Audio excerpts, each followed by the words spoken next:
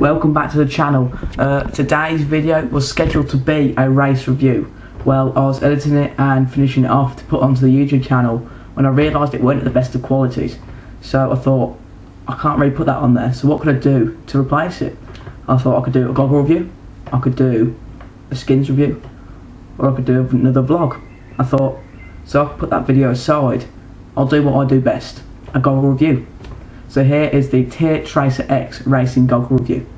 I'll see you later on in the video. 1, 2, 3.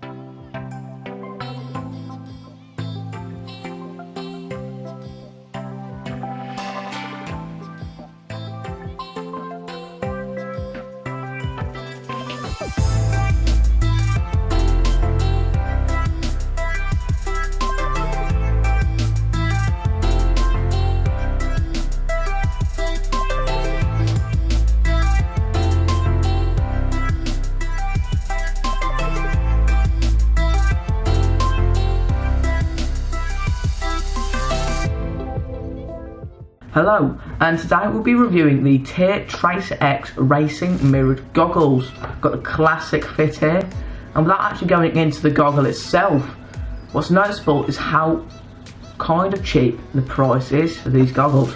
They come in at around £25 British, which is very good compared to some of their competitors like Speedo and Arena, where their goggles can come at around £40 to £50, which is quite expensive just for a pair of goggles.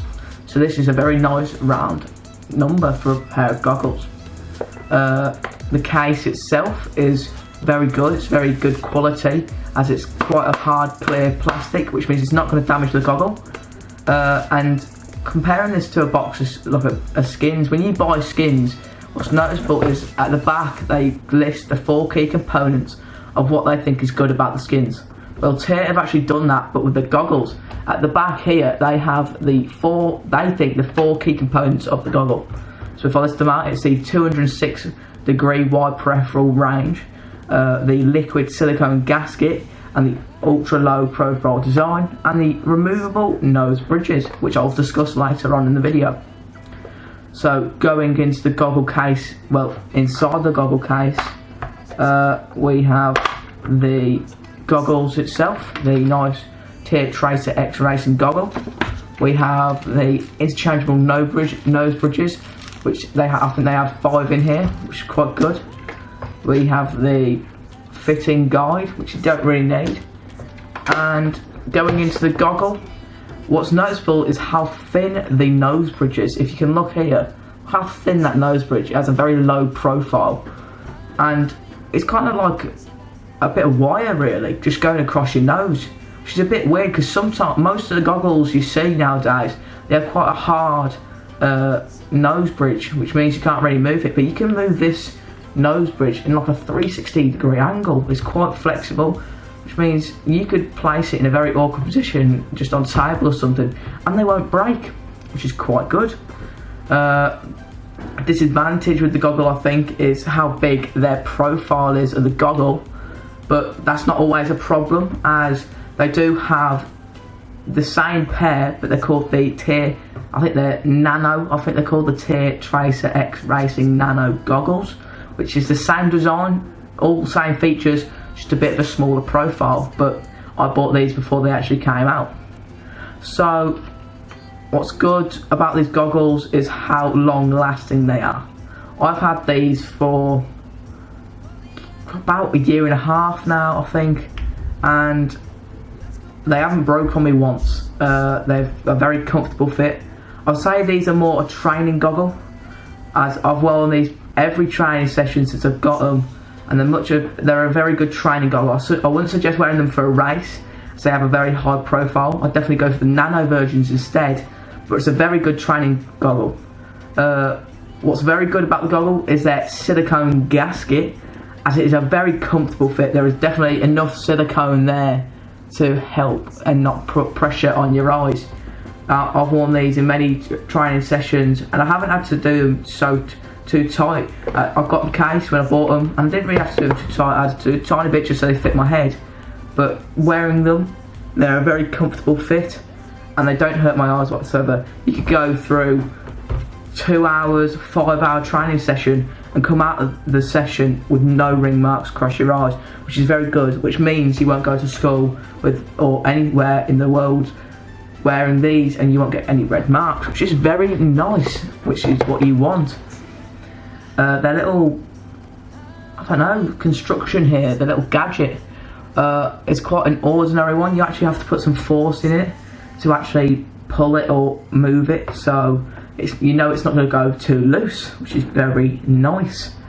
They definitely, for the silicone gasket, like I said before, they definitely get a good suction to your eyes, and they literally suck onto your face. You actually have to put a bit of force to take them off your eyes, which is very good, which means they're not going to fall off. So if I just show it here, I think these have the best suction, I think, for any goggle. They have the best comfortable fit and suction to your eyes, which is very good. That's what you want. I suggest getting these nano versions for racing, as you know they're not going to fall off. So putting a bit of force in it to take it off. Going in, they actually do a great job for peripheral vision. This has a 206-degree angle of peripheral vision, which means that's like 180-degree here, just being able to see from the corner eye. But it means you can go a bit further, which means you can move even further from the corner of your eye and be able to see competitors from even further behind, which means it's around here, which is quite good. Whether I'd do that in a race, I don't know, because I'll be more looking forward than looking backwards, but I guess that could always be quite handy in a good goggle. So this could definitely be a good training goggle. If you're looking for using these in a race, make sure to get the nano versions. So if you like to see competitors, these are definitely the goggles for you, and they do have the nice wide peripheral vision, but make sure to get the nanos. I think that's really it for the goggle. It's got a very nice strap, so it's very durable, has a logo on the side.